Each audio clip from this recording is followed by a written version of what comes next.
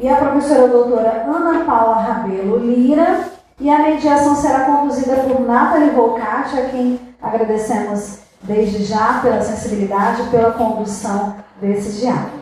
Enquanto os nossos convidados se aproximam, quero fazer uma menção especial ao Joel Rangel, que é o secretário de Desenvolvimento Urbano e Mobilidade da Prefeitura Municipal de Vila Velha. Obrigada, Joel, pela presença aqui nesse dia.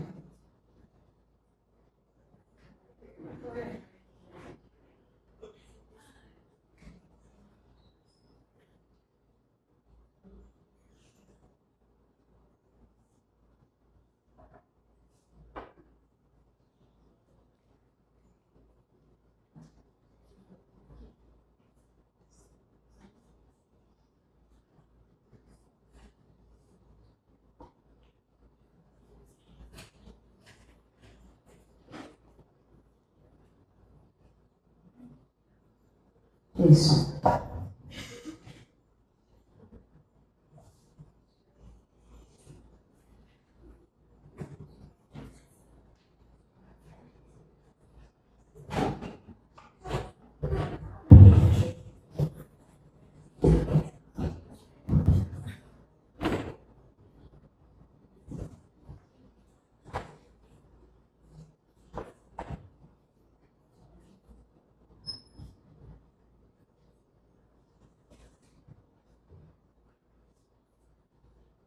Tudo certo? Tudo bom? Boa tarde, gente. Eu me chamo Nathalie Volcati, é um prazer estar aqui mediando essa mesa. Muito obrigada por me convidarem, obrigada a vocês por estarem aqui. Eu também tenho sido a host do podcast Cidades 2030, que a gente está promovendo uma série de discussões aí com outras pessoas pesquisadoras, com outras pessoas representantes da sociedade, de organizações da sociedade civil. E hoje, essa conferência, né, eu acho que até, eu fiquei pensando muito no que vocês estavam fazendo, né, eu acho que o espaço da comunhão, também da festa, quando se converte em festa, quando se converte em conferência, né, é sempre um espaço onde a gente acaba ritualizando, celebrando pequenas ações que são realizadas mesmo, né, no decorrer do tempo. Então, é importante estar aqui, né, porque isso não é um evento fechado, mas é uma continuidade de um projeto multiplataforma que é o Cidades 2030. Então, muito obrigada. Bom, eu quero me apresentar só para dar uma contextualizada, mas eu não vou apresentar nenhum de vocês vão se apresentar da maneira que diz convir, assim. Eu sou cientista social. Mais especificamente, eu sou aí da Sociologia Urbana. Eu sou formada na Universidade Federal do Espírito Santo e acabei me desenvolvendo na Sociologia Urbana através do grupo URBS, que inclusive saiu de uma ideia da Manuela Blanc, que também fez parte de ações aqui da UVB. Lá a gente acabou desenvolvendo uma grande pesquisa sobre segurança pública, então foi a partir daí que eu me encontrei com os debates dos conflitos urbanos. Inclusive, eu conversei com o Valmir, as minhas primeiras experiências como pesquisador foi visitando o Território do Bem para avaliar a política de segurança pública, né, avaliar a política estadual. Hoje eu sou especialista em gestão cultural e também estou me especializando em cidades sustentáveis. E também sou gestora do Outros Manes Miguelas, uma iniciativa de gestão da memória e de gestão cultural também no bairro Grande Vitória, que é um bairro onde eu nasci, cresci e resido. Um bairro periférico aqui em Vitória. Para que contextualizar isso? Porque, de fato, eu acho interessante como a gente tem aqui a representação da comunidade científica, da organização da sociedade civil. Vocês também, imagino que sejam uma OSC, né, mas estão articulando muito a cultura e trazendo a cultura de uma maneira transversal e trazendo, então, para o debate e para a nossa mesa a perspectiva de que não dá para falar de cidade, não dá para falar de urbanização sem pensar isso como ação transversal, né? E que inclui, portanto, diversos outros saberes. A gente tem uma série de teóricos aí que vão falar que urbanizar que a cidade é um lugar de complexidade, de desenvolvimento de relações de lazer, de alienação, cidade para pessoas, que quer que seja. Mas quando a gente está falando de periferias, né, são periferias não somente geográficas, mas periferias morais também, a gente acaba encontrando muitos entraves no debate da urbanização, né? Porque como é que a gente vai falar de urbanização? Bom, como é que a gente trata sobre urbanização a partir das perspectivas francesas, alemãs, dinamarquesas, norte-americanas? Chega aqui no Brasil, a gente demora um tempão para falar sobre como a situação das nossas cidades e ocupações se deram com muita negligência, né? Foram resultantes de muita negligência, né? Então, é claro que a gente quer avançar, né? A gente está falando de estar num território que, de um lado, você tem uma cidade, um projeto urbano que é super desenvolvido, que tem mercado, que tem livre circulação do capitalismo, tem tudo isso, e às vezes esse lugar também está dividindo uma fronteira com outro espaço que é definitivamente o contrário do que eles propõem, do que o Estado propõe e o mercado propõe como desenvolvimento. Então, com várias dessas provocações, aliás, eu quero que esse debate seja justamente uma provocação, com várias desses contextos possíveis, né? Eu quero chamar vocês à mesa para que vocês se apresentem de onde vocês vêm e qual é a perspectiva de cidade que vocês têm e como é que vocês chegam nesse tema hoje. Não precisa brigar não, tá? Vai você. Olá, boa tarde. Muito obrigada aí ao Instituto pelo convite. Boa tarde, Nathalie. Nathalie ou Nathalie? Nathalie. Nathalie. Eu tenho colinha aqui. Valmir, Elisa e Camila. Né? Né? A Elisa e Camila que organizaram também do ICA, né? O CCA.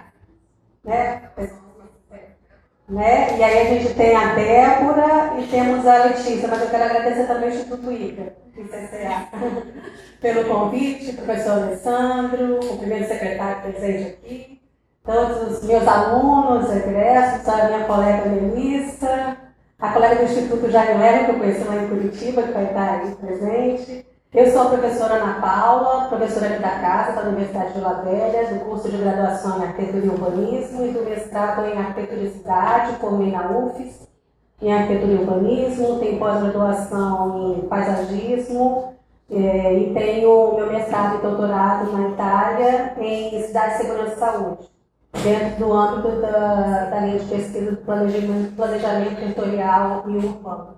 Tá?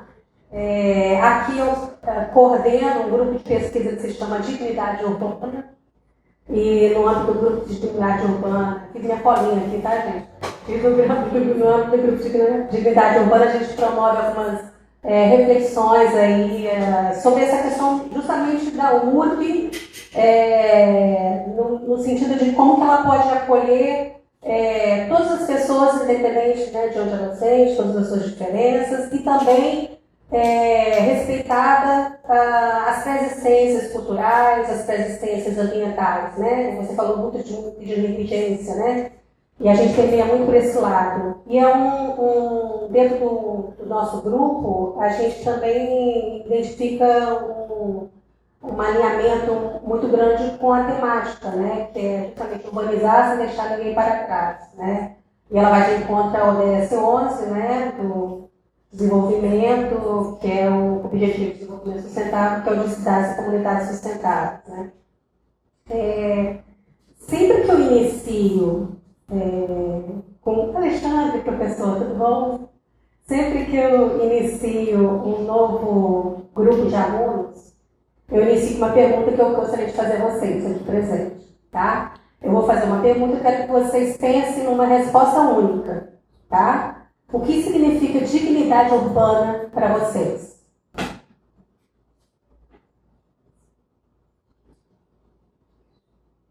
Em uma só palavra.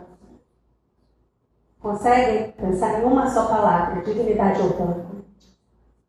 Pois é, eu já fiz isso com alguns grupos, né? Alguém quer compartilhar o que pensou? Qual foi a primeira palavra? Para todos, muito bem. Alguém aqui? Encontro. Encontro, muito bem. Nathalie? Justiça. Justiça. Mais alguém aí da plateia? Acesso. Ellen. Pensou em alguma coisa, professor Alexandre?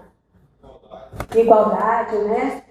Respeito. E é muito em torno disso que a gente ouve, sabe? A gente ouve muito de resposta do EPQ. Inclusão, igualdade, respeito, humanidade, diversidade, né?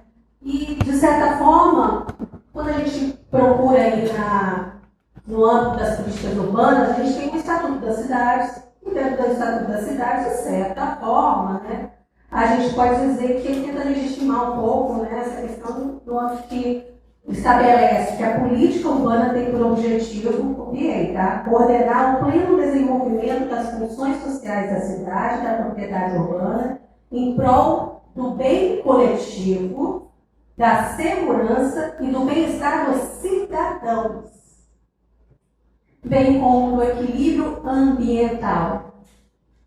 A área que vocês estão atuando, né?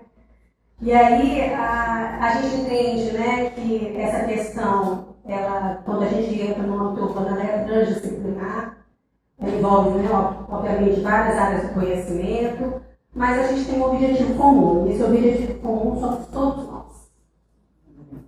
A cidade existe para pegar a todos nós, com todas as nossas diferenças, com todas as nossas demandas.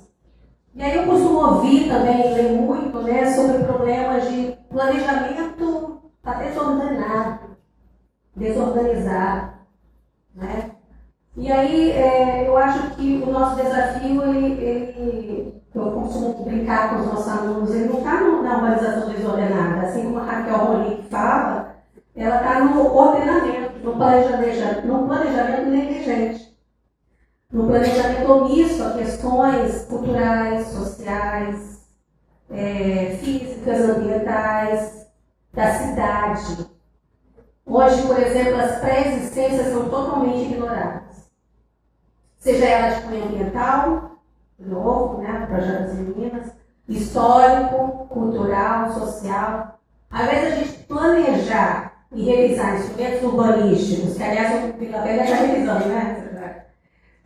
Compatíveis com a capacidade metabólica que a gente tem nas cidades, né? São reproduzidos vícios e modelos de ocupação ultrapassados, que já não funcionam. Né? Ocupações cada vez mais introspectivas que se repetem, assentamentos que se consolidam como fragmentos isolados, que contrastam, né, com o tecido urbano adjacente, sobreposições que ignoram totalmente áreas de equilíbrio ambiental, de potencial paisagístico, para privilegiar a circulação de veículos motorizados e também novos enclaves fortificados, né, que ocupam glebas cada vez maiores na cidade. Né? As memórias são apagadas, ainda em nome de quê? De progresso, a gente pode chamar isso, desenvolvimento, né? Em benefício de quem? Né? Estamos vivendo um momento, no mínimo, estranho, se não decepcionante. No cenário mundial, nacional, desrespeitosa para todos nós, para todas as pessoas, e que se reflete em todas as áreas, inclusive no âmbito da urbanização. E no âmbito da urbanização, não cabe legislar em causa própria, porque a cidade ela é vivenciada por todas as pessoas. Quando o trânsito trava para todas as pessoas, independente do seu partido político. Quando a temperatura aumenta, o calor afeta todas as pessoas, independente de sua renda. Quando a precipitação, cada vez mais intensa, chega, ela larga a cidade. E isso afeta todas as pessoas. E acabam, em algum momento, essas pessoas ilhadas em algum ponto da cidade. A gente vivenciou isso aqui pela vez esses dias há pouco, né? Independente da religião. Quando a violência se intensifica, assusta todas as pessoas, independente do seu gênero. E a gente precisa de quê? A gente precisa de, ok, faz sentido, eu estou vendo algumas pessoas falando assim, né? Que é culpando o Estado, o município que a gente resolve? Não, é participando. Por que não dá conta, né, secretário? Imagina pegar, né, uma cidade inteira, existem várias demandas. Então a gente tem que estar contribuindo. A gente precisa de mais coletivos, a gente precisa de mais projetos de extensão, a gente precisa de mais território do bem, a gente precisa de mais learners. Há exemplos que a gente tem assim, mas, secretário, a gente tem as instituições, né? As instituições de ensino, de pesquisa, que pode estar atuando, contribuindo, né? A gente tem aqui, por exemplo, o NEP, Matheus aqui, do nosso executor do NEP, né? A gente tem um projeto muito bacana, o Adote uma Casa, o professor Alexandre que está aqui participou do Adote uma Casa, o Praia Mais Legal, eu e a professora Larissa participamos, o projeto Reviva, o outro Alexandre também participou, o PROGS, né? O Escola Vai ao Parque, o projeto da professora Larissa aqui, Adote uma Praça também, que eu atuei junto com a professora Larissa, a gente tem o Horta na Escola, né, da Érica, que está aqui presente. A gente tem as Memórias Capixabas, né, que trabalha com o projeto da professora Melissa, né, com jogos que resgatam questões da memória. Então é tanta coisa bacana que acontece. A gente tem projetos de trabalho de conclusão incríveis sendo desenvolvidos aqui dentro das instituições de ensino, não só essa, mas como todas as outras. E o município precisa de abrir, né, a gente precisa de mais, né, o Estado, a gente já vê alguns investimentos acontecendo na área, para viabilizar, né, alguns projetos culturais que a gente vê aqui acontecendo, né? E a gente precisa mais, né, possibilidades de ter, de repente, esses projetos chegando, né? A gente tem um mestrado em arquitetura aqui e a gente quer ver mais pessoas da área. A gente tem professores aqui atuando, por exemplo, com esses projetos como o da Érica, da Melissa, eu, da Larissa, que a gente atua com crianças, né? Com o ensino fundamental, João, bom, até. E a gente precisa, e a gente, por incrível que pareça, a gente aqui tem um mestrado que ele é transdisciplinar, né? A gente quer pessoas de diversas áreas. E a gente, às vezes, tem professores do ensino fundamental querendo entrar, mas o Estado não reconhece a nosso mestrado e a nossa área para ter progressão na carreira. O que é uma incoerência, tem investimentos na área de projetos de extensão, projetos de pesquisa e de iniciação científica júnior, por exemplo. Né? Então, mais coisa aqui, mas deixar os seus falarem daqui do outro lado. Mas eu estou muito feliz de estar aqui presente, né? Só para deixar também umas provocações aí também, para a gente poder continuar. Estou muito curiosa para ouvir os colegas e ouvir mais das meninas. Obrigada.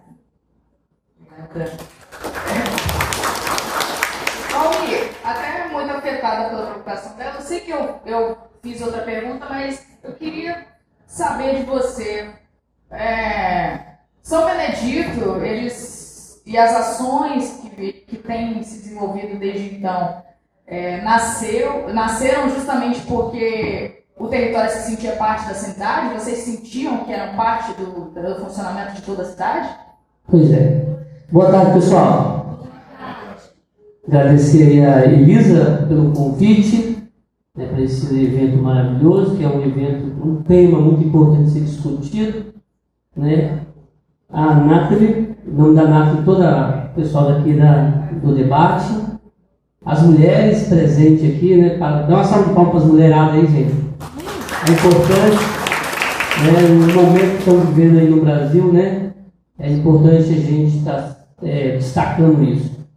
Meu nome é Valmir. Antes de destacar, eu quero ali saudar o meu amigo Sebastião Luiz, que é presidente da comunidade do Jaburu, lá no Território do Bem, e coordenador do Fórum de Moradores. Tem que prestigiar o evento, porque tem tudo a ver com as ações que ele desenvolve lá na comunidade dele.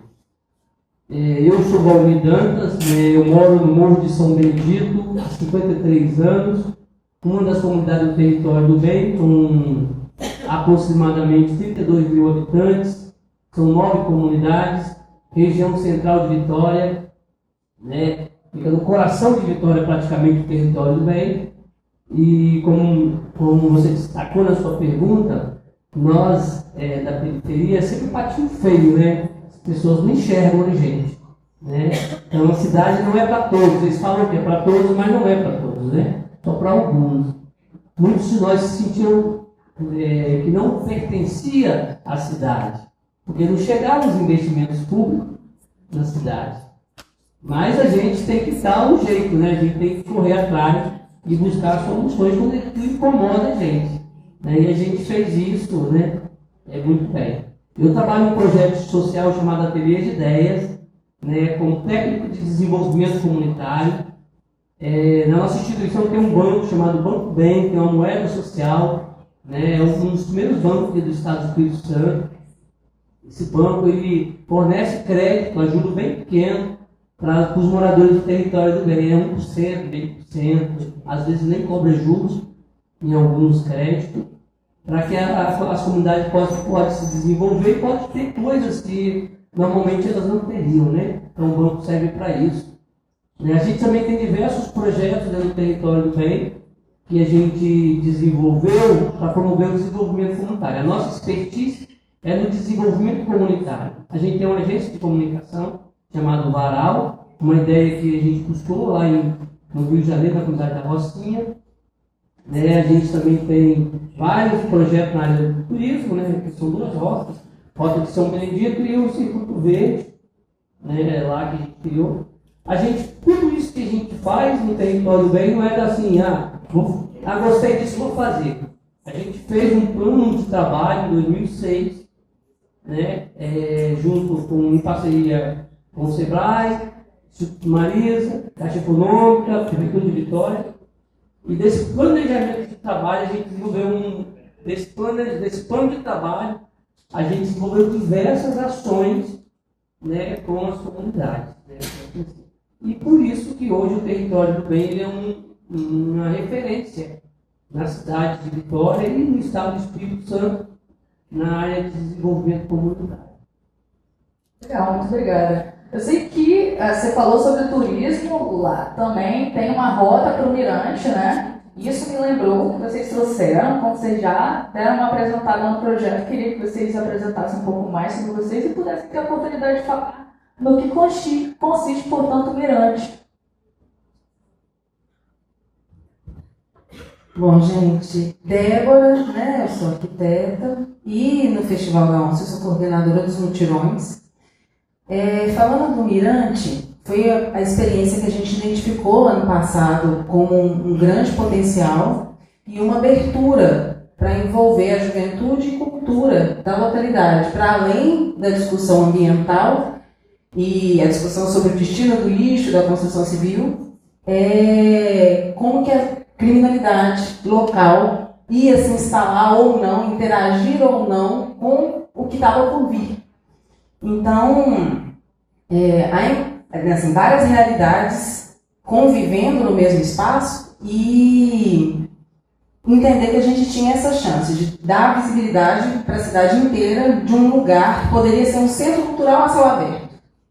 Né? E ter esse reconhecimento e esse apoio da prefeitura, que a gente conseguiu no festival, que o Circuito de Arte e Cultura pudesse nos apoiar no evento. Trazer essa discussão, por que a periferia está produzindo enquanto arte. Então, foi assim, um grande ganho, e também na parte do empreendedorismo. Então, tinham outras redes de serviço ao lado, querendo montar feiras, né? Então, tanto para poder promover o evento, como as pessoas que produzem na localidade vão poder trabalhar nesse mesmo ponto. Encontros religiosos, em vários tipos de situações que a gente não conseguia nem imaginar, começaram a surgir em pouquíssimo tempo.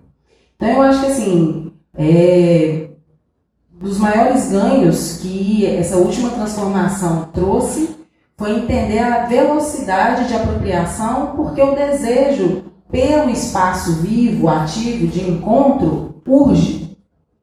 Né? E ninguém está olhando para isso dessa forma, e no momento que ele olha, ele é revelador, ele é instantâneo. Então, foi uma vivência super importante nesse sentido.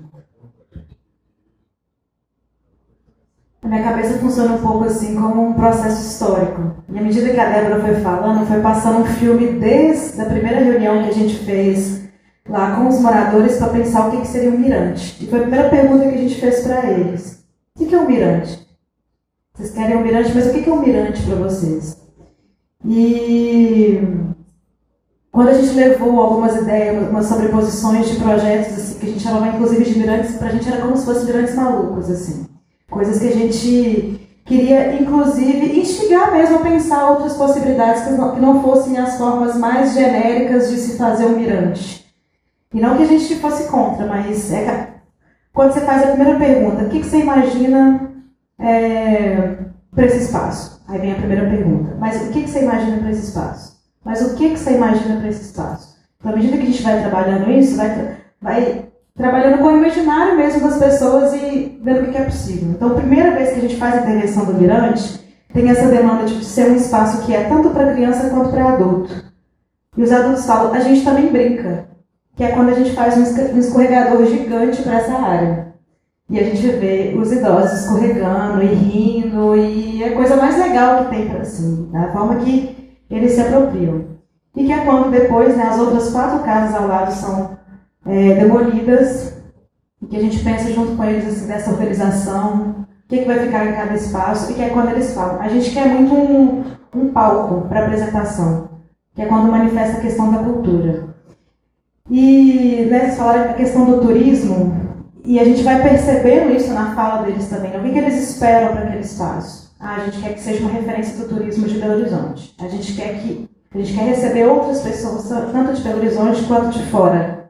Fica o convite, inclusive, para quando vocês forem em Belo Horizonte. E imagine, né, quando você faz essa provocação do imaginário, e quando você vê isso realizando, e como, a forma que eles realizam mesmo, né, hoje, além de ter o culto, os jovens, que inclusive é o que a gente tem mais dificuldade de acessar hoje. É o mais difícil de mobilizar. Ô tia, daqui a pouco eu vou lá. Daqui a pouco eu vou lá. Aí hoje eles pegam uma caixa d'água, colocam lá no mirante, encheram de água e usam como uma piscina. É a forma que eles vão se apropriando também. E é isso que a Débora falou, né? Eu acho que ter um palco para ter essa manifestação da cultura ali, de ter a vizinha do lado que gosta de cantar no culto, e é quem se apropria desse espaço. É a própria criança que vai dançar em cima do palco, e durante mesmo as apresentações do Festival da Onça, a programação cultural, o nosso carpinteiro, né, que inclusive fez as oficinas de carpintaria junto com a gente, que ajudou a gente na execução do palco, eu ficava falando para ele assim, será que esse palco vai aguentar? Porque, gente, eram pelo menos 30, entre crianças e pré-adolescentes e idosos, pulando em cima do palco, junto com a pessoa que estava se apresentando. Será que vai aguentar? E a gente é super feliz, porque é isso, é a forma da apropriação também. E eles se sentindo e cantando, e o retorno muito positivo, assim, também, né, dessa apropriação. E aguentou? Aguentou, tá firme e forte lá. Você trouxe uma coisa muito interessante sobre a inserção de vocês nesse espaço, de fazerem a pergunta, né? Como eles querem se apropriar o que eles querem do espaço, como eles querem se apropriar do espaço. E eu acredito que isso diz muito respeito a um resgate de uma noção de dignidade, né? Porque a gente lida muito, é um contexto muito comum, a falta de investimento, a falta aliás, né? O não interesse, o não ir a essas comunidades, né? Que pode vir por várias razões, mas fundamentalmente isso tem a ver com algum tipo de reconhecimento ou não reconhecimento de suas dignidades, suas capacidades de imaginarem e, portanto, terem agência sobre o próprio espaço. E eu ia trazer justamente isso porque eu lembro que a gente conversou bastante sobre isso. E isso mudou, assim, me fez pensar demais, né, sobre o território do bem, quando vocês começaram a reagir com relação à estigmatização do território, mas vocês reagiram de uma outra maneira. O que vocês fizeram? Então, Laura, isso é importante, essa pergunta, porque os nossos governantes, né, em geral, no mundo inteiro, eles não gostam que a gente se organiza, né? Eles preferem a gente desorganizar. Nós criamos um espaço de escuta. A população nunca tinha voz para falar, ninguém dava atenção, né, para as pessoas. determinado o que ia ter na comunidade, né, os vereadores, né, o prefeito, eles se lavam lá, vamos fazer uma praça aqui. Né, e aí as pessoas não davam opinião num projeto. Ia lá construir o que queriam construir. E quanto construíam, né? Porque às vezes prometiam e não construíam. E aí a gente criou esse espaço chamado Fora de Moradores, né? Até mesmo porque por causa do recurso do PAC, né? Que era um programa de crescimento das comunidades periféricas do Brasil, né? E essa grana vinha aqui para Vitória, veio para Vitória, e precisava de uma gestão comunitária, né? Das pessoas da comunidade, que elas pudessem se organizar para elas poderem fazer a fiscalização daquele recurso. Era um direcionamento. E aí veio essa sacada, opa, a gente vai ter direito de falar, vai ter direito, né, de propor proposta. Né? E deu muito certo. Né? A gente tinha a nossa comunidade, não sei se todo mundo que está aqui conhece Vitória, nós moramos numa comunidade, uma das mais violentas do estado do Espírito Santo. Né? Mais violenta. Né? Então o tráfico dominava geral lá. Então as pessoas de uma comunidade não podiam ir para outra comunidade. E as pessoas se odiavam. Os moradores de uma comunidade não podiam estudar numa escola da outra comunidade, porque a criança era espancada. E nem eles sabiam por que isso acontecia. E aí a gente entrou com esse fórum de moradores, chamando representantes de cada comunidade para esse espaço. E aí a gente começou a levar a comunidade para esse espaço também, para conversar. Aí, por que você me odeia? Nós vivemos no mesmo barco, nós temos os mesmos problemas. E aí a gente foi descobrir a nossa identidade, a gente não tinha identidade, ninguém conhecia onde morava. Né? A gente criou as memórias, ouvimos as pessoas mais velhas. A gente deu para as pessoas dignidade. As pessoas não tinham endereço. Não tinha nenhum tipo de endereço, todo mundo dava o mesmo endereço para tudo. Então, assim, esse espaço foi a mola mestra, transformou o território. Hoje o território do bem é uma potência de grupos, de jovens. Nós não tínhamos jovens militando nessas comunidades periféricas. Nós tínhamos jovens do tráfico. Mas lá, correndo atrás dos problemas do bairro, né, do poste que está apagado, do esgoto que está céu aberto, o jovem não se preocupava com isso. Hoje a gente tem uma galera lá de jovens, que sempre de referência da juventude, dentro do território do bem. Nós já tínhamos unidades de saúde, nós temos 5. Né? Nós temos 6 EMEF, 6 CMEs dentro do território. Quer dizer, foi uma luta da comunidade, porque nós levamos isso para quem é de direito, tem que falar o que eles precisam, para esse espaço. Não existe comunidade organizada se não tiver um fórum de moradores lá dentro. Onde as pessoas vão dar a opinião delas e vão dizer o que elas precisam, para onde elas querem ir, né? Qual o tipo de casa que ela quer morar. Né? Hoje a gente tem esses projetos acontecendo. Esse espaço ele é fundamental. É um divisor de água na vida das pessoas. Nós estamos ali no Sebastião Luiz, líder comunitário, teve quase 2.100 votos, né? Não foi eleito não, o vereador, porque ele não tinha dinheiro. Né? Quem ajudou ele foi a própria comunidade. Ele não tinha dinheiro, não tinha verba, né? Fala, né? Mas é líder comunitário, ganhou agora de novo mais de 800 votos de uma liderança que o prefeito estava apoiando. Olha só, o prefeito investindo na liderança, fazendo obra na comunidade, e ele ganhou dessa liderança porque a comunidade respeita ele como líder comunitário. Empoderou, esse é o nosso líder, esse é o nosso representante, ele faz a diferença, ele está sempre comigo, está sempre na comunidade, está presente, porque nasceu do fórum de moradores. É um líder do fórum, a comunidade escolheu, os moradores escolheram. Então, assim, um espaço ele é importante. E tem tudo a ver com o projeto de vocês. Nós já fizemos tudo isso que vocês já fizeram. Nós já fizemos o Teatro de Areia. Nós já fizemos vários mutirões com gente do mundo inteiro do território do bem. Nós já fizemos um encontro de arquitetura, cinemal, lá no território do bem. Foi arquiteto do Brasil inteiro para lá. Né? E a gente acredita nesse processo de mutirão. Né? Porque realmente as pessoas botam o sentimento de pertencimento. E as pessoas dão valor àquilo que ela construiu. Porque quando é construído por fora, as pessoas que têm de fora, as pessoas não dão valor de pertencimento. Quando é construído junto, legal, Romy. Eu também conversei com o Sebastião um tempo atrás. Uma coisa que me me chama muita atenção, inclusive nesse caso do território do bem, primeiro, né, de fato, uma série de coisas aconteceram e vocês estão há muito tempo fazendo isso. E ainda assim, existem muitas coisas que estão sendo, ainda é uma insistência, ainda é uma pauta. E eu achei interessante também, eu vou voltar depois, porque eu achei interessante que vocês têm um trabalho que tem sido realizado muito rápido, né? O que me faz pensar, né? Como é que é essa comunidade, como é que ela se relaciona e por que ela aceitou tão fácil, tão rápido assim, né? A gente tem como voltar e mencionar isso. Mas eu queria só trazer um gancho aqui para envolver a Ana Paula, que uma das coisas que mais me chamou a atenção no trabalho, apesar de ir lá e avaliar a política de segurança pública, né? Eu acho que isso é importante dizer que eu não queria criar narrativa sobre o território do bem, eu não sou do território do bem, sou de outro território, eu queria avaliar a política lá e ver como vocês avaliavam esses efeitos. Só que o que mais me chamou a atenção foi justamente o engajamento político na mudança do nome do território. E ali, para mim, ficou muito claro que a disputa da cidade é, sobretudo, narrativa. A gente acabou de perceber aqui que um principal elemento da urbanização é mais do que garantir saneamento básico e essas coisas para suprimento da vida, é garantir que as pessoas elas estejam conectadas umas com as outras, para que elas percebam o seu próprio território, portanto, né? Só que me chamou muita atenção isso.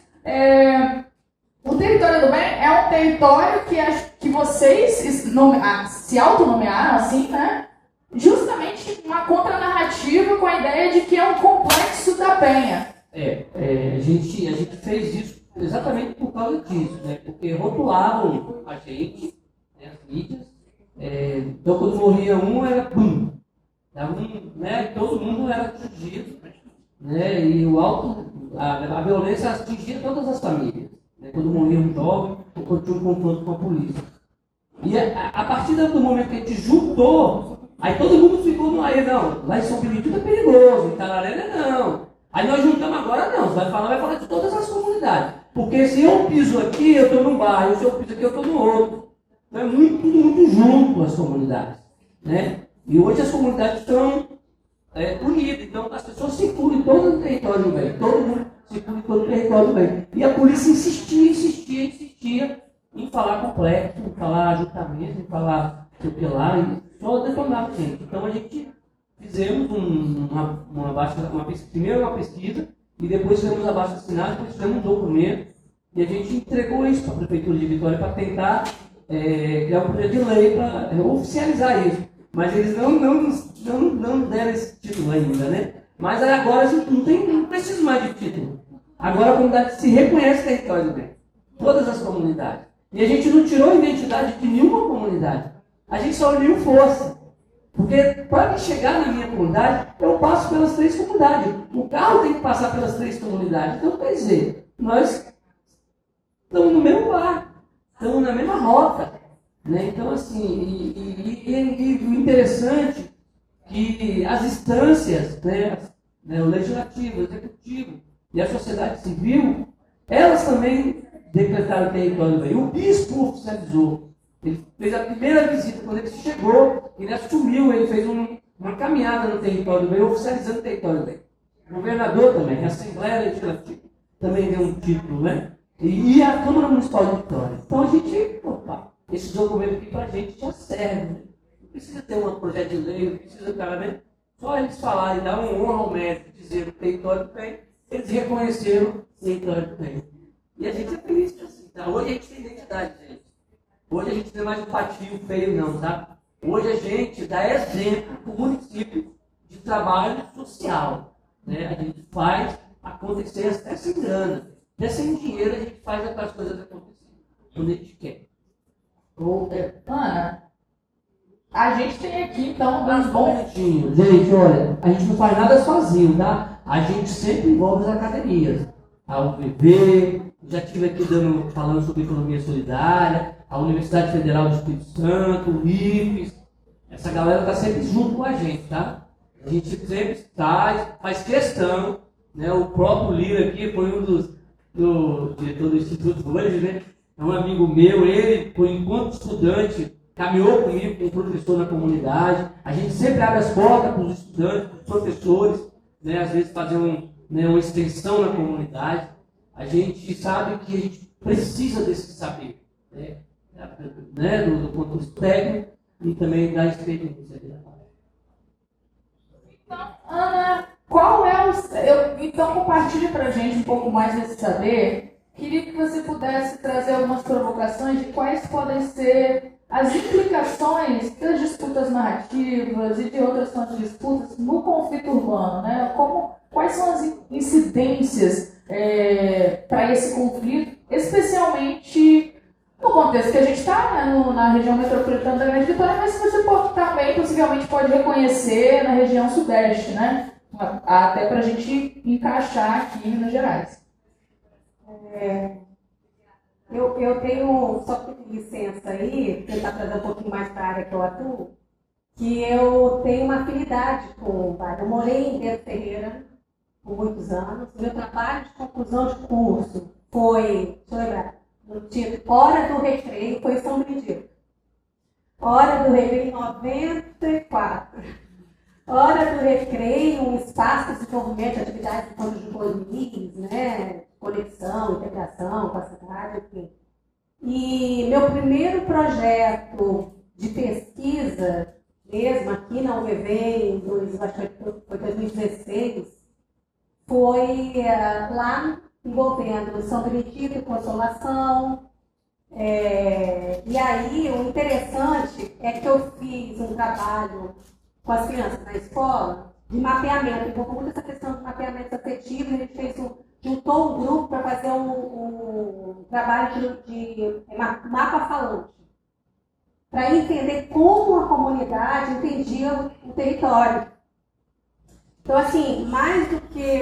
Eu acho que a gente tem que ter narrativa local, a gente tem que levar essa para a política, entendeu? A gente tem que respeitar, né? A gente tem que tentar entender como que eles compreendem. E eu tinha uma divisão de limites de bairro, né?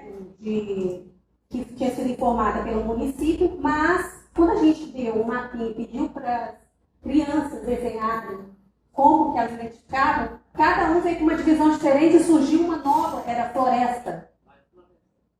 Surgiram uns 2, 3 novos, né, divisão, então eles entendiam. E aí, a gente também se deparou lá com isso que você estava falando, Paulinho, que não, mas a gente não pode brincar ou ter qualquer relação com aquela criança na escola, sim. Eles até se encontravam, mas no bairro não podia. Então, nossa, me levou, me remeteu aquele momento da pesquisa, como que... E aí, desde então, eu tenho desenvolvido muitas pesquisas com essa de mapas afetivos, para tentar entender justamente, será que o que a cidade está entregando está sendo interpretado pela comunidade da mesma forma? E isso tinha que levar, então eu acho que tem que ser... Você está falando em outros contextos e tal, mas me lembrou essa situação. E aí, por exemplo, a gente fez com a Larissa, junto aos meninos do mestrado desse semestre, um mapeamento afetivo lá em Santa Teresa. E a gente trouxe, olha só, Santa Teresa, terra do colibri, né? Terra inserida dentro do contexto da mata, né? Da floresta, né? Da natureza. E é a Minitária, né? Então a gente chegamos com o ônibus ao UVV lá, quando a gente salta, terra do colibri, barulho de carro, aquela confusão da rodoviária, gente, cadê? Vou buscar a natureza, lá no Itu já está tudo desmatado, um pouquinho de mata, aí tem eucalipto plantado, que Tatu também já viu aquela realidade, quando eu falo de ignorar pré-existências, né? Vem assim, né? Introduzindo novos, né? Então vem introduzindo o asfalto, vem introduzindo um cultivo que não é daquela região, ou um revestimento novo que está na moda.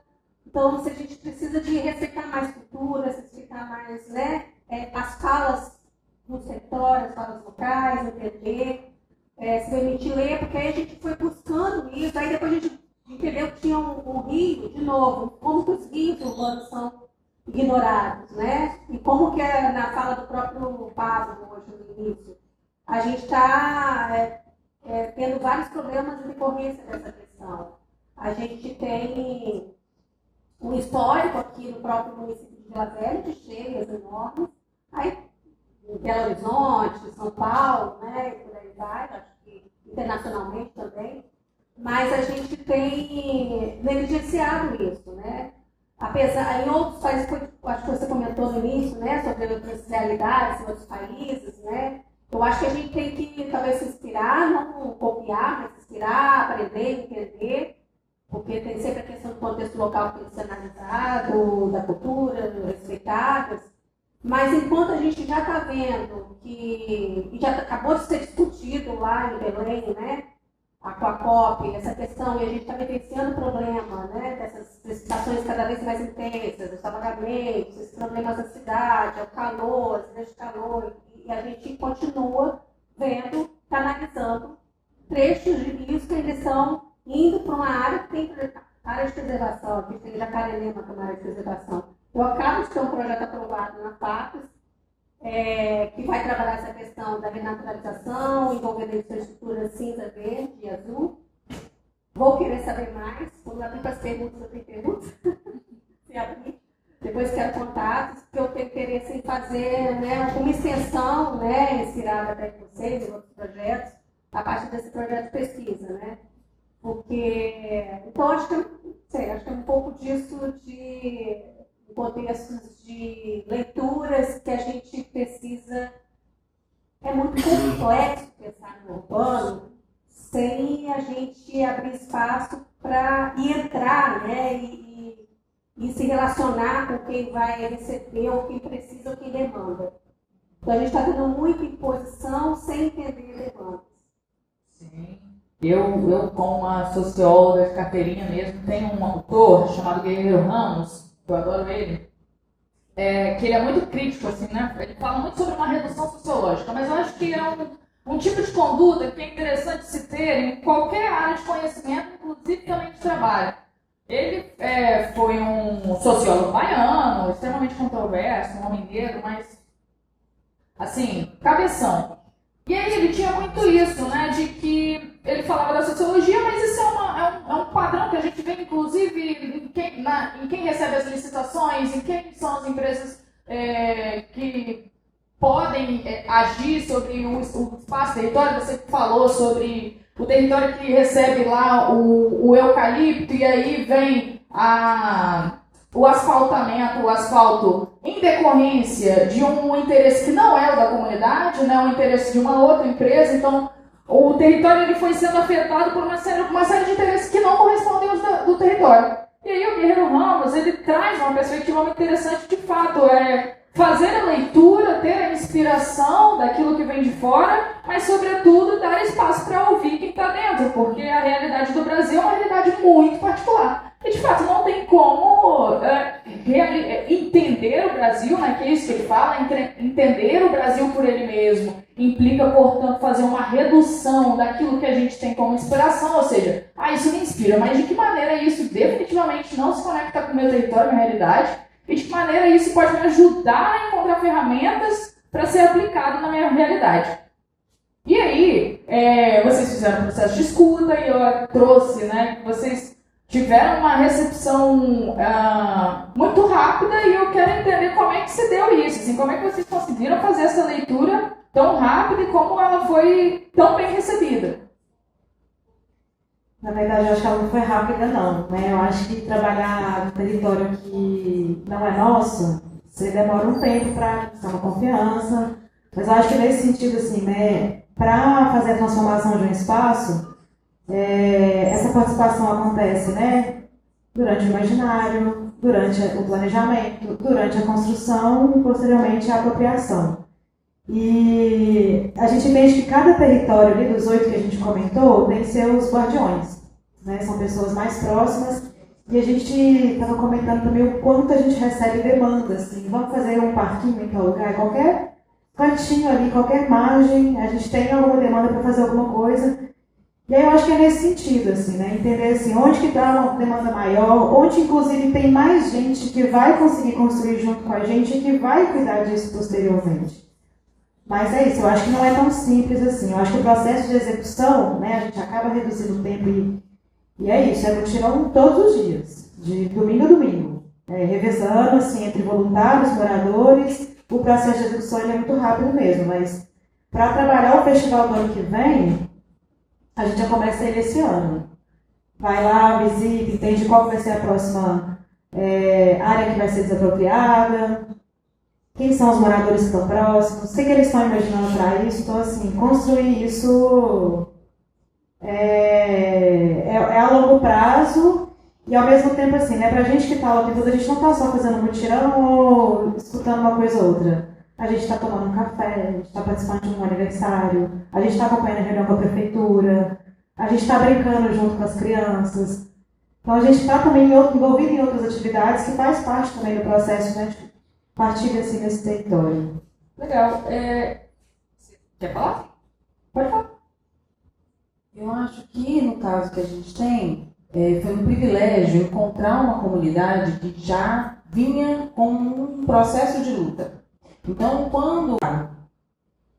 se você chega numa comunidade, numa reunião e fala derrocagem, ninguém quer, todo mundo apavora, ninguém entende o que é isso. Então, a gente tem um papel, além do processo de execução, do mutirão e das mudanças, de mediação, comunicação, esclarecimento. Então, a gente vai além da escuta, a gente participa muito da tradução para eles e deles na insistência. Gente, vamos exigir que seja feito mesmo do jeito que a gente decidiu aqui? Então, a universidade entra muito nesse lugar. E aí, todo momento, todo lugar que a gente está, é o que a Letícia traz, que é esse momento de escuta do que está acontecendo e como que a gente consegue acelerar esse processo. Então, a gente tem um papel catalisador, né, que eu acho que é fundamental. Entendi. E como é que se dá essa relação com o setor público? Isso é uma coisa que me deixou na dúvida, né? Porque a gente tem o Estatuto da Cidade e tal, uma premissa aí federal, só que ela prevê justamente uma gestão autônoma dos municípios, né? E, bom, eu fico pensando, aqui em Vitória é difícil você arrumar uma pracinha para fazer um evento, não sei como é que é Vila Velha e tal, mas como é que, eu fiquei pensando muito nisso, como é que se deu a relação com o setor público? Porque vocês fizeram alterações ali no espaço, vocês incidiram sobre espaços que não eram todos privados, né? Como é que isso se deu? Tem o projeto do Parque Siriaca da Prefeitura, que vem sofrendo uma série de modificações, e tem o projeto que os moradores querem. E aí, entendendo também que a gente tem algum apoio da Prefeitura, principalmente da Regional Administrativa Norte e da Urbel, que é a Companhia de Urbanização e Habitação de Belo Horizonte, que são os principais órgãos que atuam diretamente, seja numa capina, numa limpeza. A Urbel é responsável pela parte de remoção, e é quem tem o recurso do PAC para fazer diversas coisas. A gente teve para o Mirante, né? Foi inclusive a Regional que colocou a grama. A gente sabe também que em alguns momentos a gente tem alguns conflitos. Então, assim, tem dia que a gente fala, não, hoje está tudo bem, amanhã eu já não sei. Então, assim, a gente também fica transitando assim, essas boas práticas, né, essas relações, mas acho que principalmente o que a Débora falou, né, de traduzir e tal, a demanda. Hoje a gente consegue fazer essa construção com os moradores. A demanda é capina, então você solicita nesse telefone. A demanda o problema com o esgoto, esse é o da Copasa, por exemplo. Então, assim, a gente vai fazendo também essa mediação junto com eles de entender assim, qual que é a demanda e onde você vai recorrer isso. Engraçado que isso é importante. Na comunidade a gente faz o seguinte, né? Quando tem um terreno que é público, que está lá cheio de lixo, todos os terrenos públicos cheio de lixo, né? Vira depósito de lixo. O que a gente faz? A gente faz uma intervenção, mas não uma intervenção fixa. Faz aquela temporária que é para fazer uma provocação. Aí a comunidade tem aqueles espaços ali, e assim, não vai fazer nada não, então já vai fazer algo aqui. Aí a gente fazia, lógico, depois até porque não pode, né, invadir área pública, né?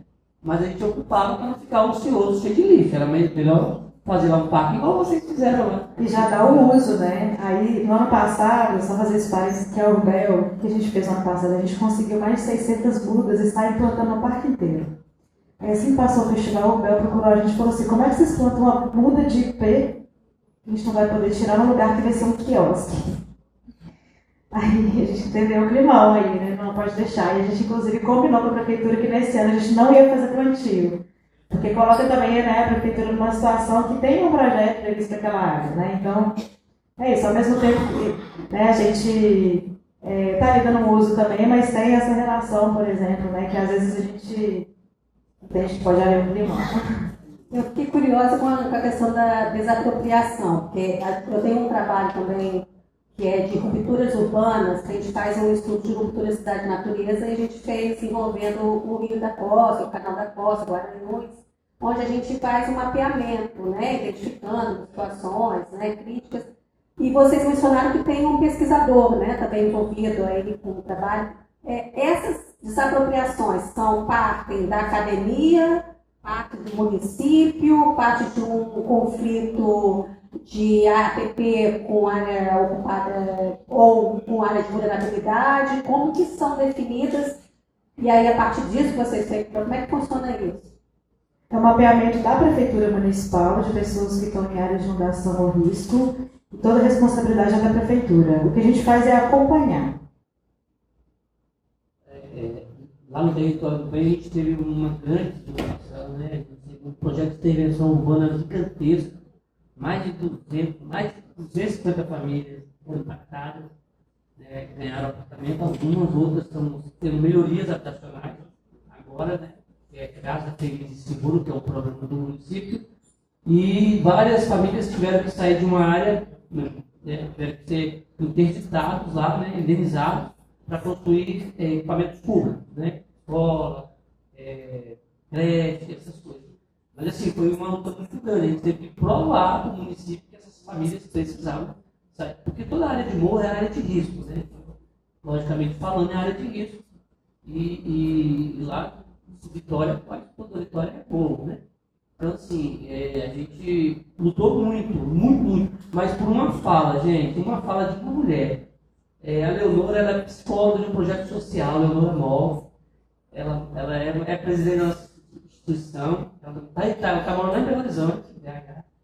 Ela tem que mudar porque o esposo dela é engenheiro da Vale, então eu tenho que estar viajando lá para cá. E aí ela é psicóloga dessa instituição chamada SEC, que é lá em São Benedito, que é um braço social da paróquia que está aí. Que alguém invadiu lá em Quebrando os Santos ontem, né? Aí ela assistia, as mães das crianças assistidas pelo programa, certo? E uma das mães falou para ela assim, um dia de uma reunião, falou assim, Leonora, eu queria me desgarrar do meu marido. Em 2001 ela fez essa palavra. Eu só sirvo para lavar, passar e cozinhar. Eu não tenho R$1 no meu bolso, não tenho recurso nenhum. E eu preciso desgarrar. Você ensina a gente a fazer alguma coisa? E aí a Leonora foi psicóloga, não consegue ser. É a realidade de todas as mulheres da comunidade. E quando ela foi fazer esse processo de estudo dessas mães, ela descobriu que a maioria das mães era submissa aos maridos. Totalmente submissas. E aí ela começou a fazer um projeto, trabalhar na área social, que o social está lá até hoje. Graças a Deus, hoje as mulheres do nosso território são empoderadas. Falam lá com elas, não vai dar. Ir para vários lugares, desenvolver cada vez mais, mas foi interessante conhecer cada um de vocês, conhecer cada projeto, cada perspectiva e cada movimento. Eu acho que o que fica aqui, então, portanto, dessa mesa, pelo menos ao que eu consigo perceber, é a diferença que faz as confluências, né? Porque no território do bem é o padre, é o governador, é a mulher, a psicóloga. Foram todas essas pessoas que se movimentaram com o objetivo comum de se apropriarem, terem agência sobre o seu próprio território e, portanto, sobre suas próprias vidas, que tornaram possível, então, que as perspectivas de urbanização se efetivassem, né? O que quer que seja isso, a urbanização.